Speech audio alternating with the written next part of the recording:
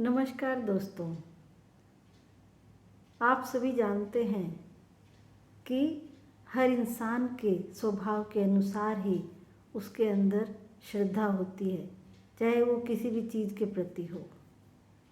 और श्रद्धा कैसी है और कितनी है, उसी के अनुसार उस व्यक्ति का व्यक्तित्व बनता है। भगवत गीता सीरीज़ के अंदर आज हम जिस अध्याय की बात करने जा रहे हैं, उसमें भगवान श्री कृष्ण ने इसी बारे में उपदेश दिया है। तो वीडियो को अंत तक ज़रूर देखिए, और अगर वीडियो पसंद आती है तो प्लीज़ वीडियो को लाइक करें और चैनल को सब्सक्राइब करना ना भूलें। आज का अध्याय है श्रद्धा त्रय विभाग योग। इस अध्याय में कुल 28 श्लोक हैं। यहाँ अर्जुन भगवान श्री कृष्ण से पूछ रहे हैं, हे कृष्ण, जो मनुष्य शास्त्रों के विधान को त्याग कर पूर्ण श्रद्धा से युक्त होकर पूजा करते हैं, उनकी श्रद्धा सतोगुणी, रजोगुणी, तमोगुणी या अन्य किस प्रकार की होती है?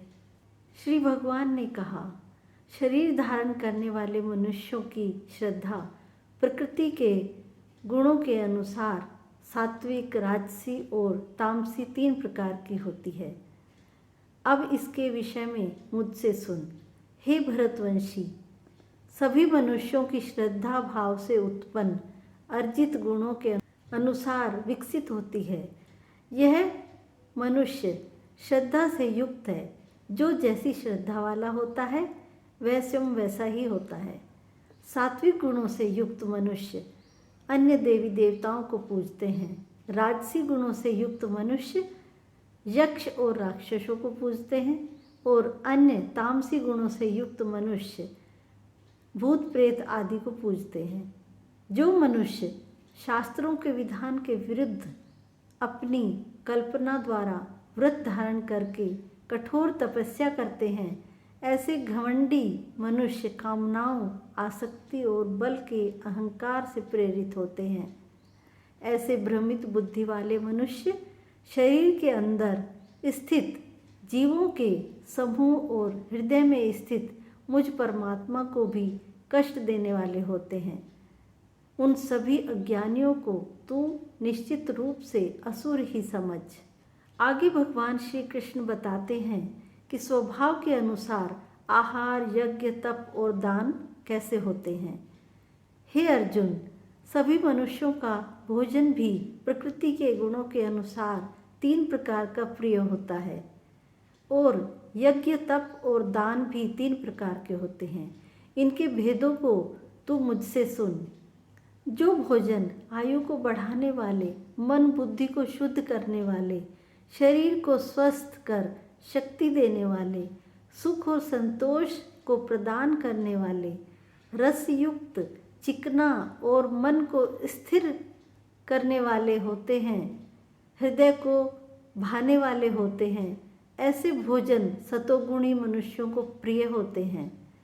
कड़वे, खट्टे, नमकीन, अत्यधिक गरम, चटपटे, रूखे, जलन उत्पन्न करने वाले भोजन रजोगुणी मनुष्यों को रुचिकर होते हैं, जो कि दुख, शोक तथा रोग उत्पन्न करने वाले होते हैं।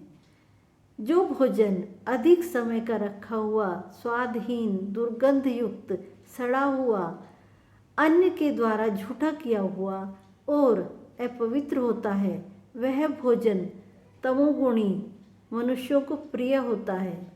जो यज्ञ बिना किसी फल की इच्छा से शास्त्रों के निर्देशानुसार किया जाता है, और जो यज्ञ मन को स्थिर करके कर्तव्य समझकर किया जाता है, वह सात्विक यज्ञ होता है। परंतु हे भरत श्रेष्ठ, जो यज्ञ केवल फल की इच्छा के लिए अहंकार से युक्त होकर किया जाता है, उसको तू राजसी यज्ञ समझ। जो यज्ञ शास्त्रों के निर्देशों के बिना, अन्न का वितरण किए बिना, वैदिक मंत्रों के उच्चारण के बिना, पुरोहितों के दक्षिणा दिए बिना और श्रद्धा के बिना किए जाते हैं, उन यज्ञ को तामसी यज्ञ माना जाता है। ईश्वर, ब्राह्मण, गुरु, माता पिता के समान पूजनीय व्यक्तियों का पूजन करना, आचरण की शुद्धता, मन की शुद्धता, इंद्रियों के विषय के प्रति अनासक्ति और मन, वाणी और शरीर से किसी को भी कष्ट न पहुंचाना शरीर संबंधी तप कहा जाता है। किसी को भी कष्ट न पहुंचाने वाले शब्द बोलना, सत्य बोलना, प्रिय लगने वाले हितकारी शब्द बोलना और वेद शास्त्रों का उच्चारण द्वारा अध्ययन करना वाणी संबंधी तप कहा जाता है।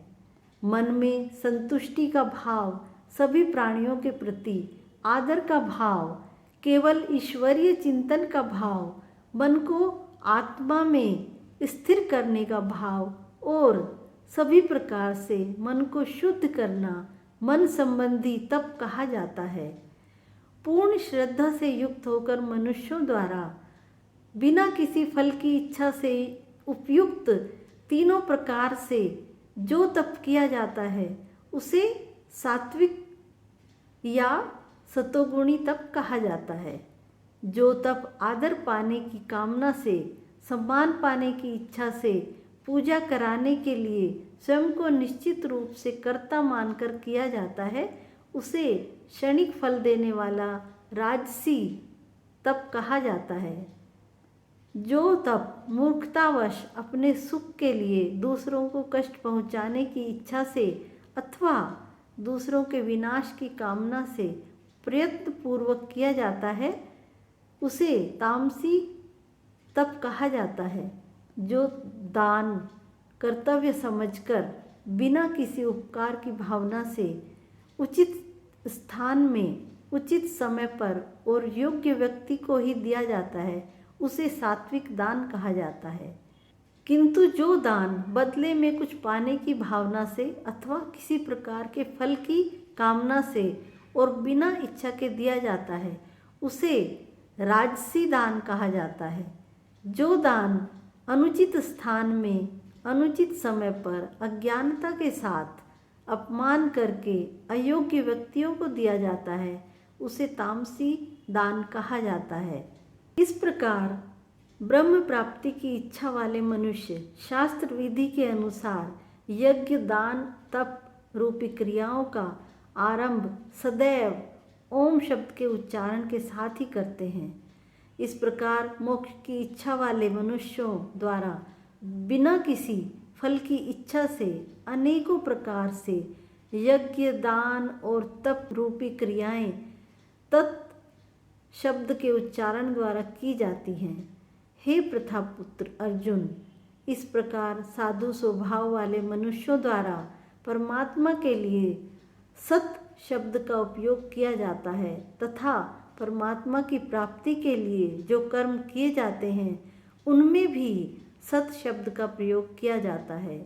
जिस प्रकार यज्ञ से, तप से और दान से जो स्थिति प्राप्त होती है उसे भी सत्य ही कहा जाता है और उस परमात्मा की प्रसन्नता के लिए जो भी कर्म किया जाता है वह भी निश्चित रूप से सत्य ही कहा जाता है। हे प्रथापुत्र अर्जुन, बिना श्रद्धा के यज्ञ, दान और तप के रूप में जो कुछ भी संपन्न किया जाता है वह सभी असत कहा जाता है। इसलिए न तो इस जन्म में लाभदायक है और न ही अगले जन्म में लाभदायक होता है। अध्याय 17 यहीं समाप्त होता है। उम्मीद है वीडियो आपको पसंद आई होगी। भगवान के इन उपदेशों को सुनकर आप अपने आप में भी ज़रूर कुछ पॉजिटिव बदलाव लेकर आएंगे। धन्यवाद।